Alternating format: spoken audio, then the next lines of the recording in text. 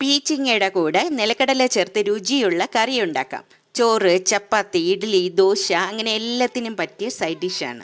1 spoon മാത്രം എണ്ണ ചൂടാക്കി കടുക് പൊട്ടിച്ച് 1/4 സ്പൂൺ ജീരകം ചേർത്ത് മണം വരുമ്പോൾ ഉണക്കമുളകും കറിവേപ്പിലയും കൂടെ 1 സവാള, ചെറിയ പീസ് ഇഞ്ചി, 6 വെളുത്തുള്ളി ഇത്രയും ചതച്ചതും പാകത്തിന് ഉപ്പും കൂടെ ചേർത്ത് വഴറ്റാം.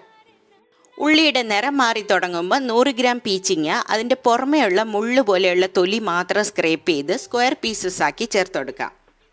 ഇതിൻ്റെ കൂടെ 1/4 സ്പൂൺ മഞ്ഞൾപ്പൊടി ചേർത്ത് വഴറ്റാം.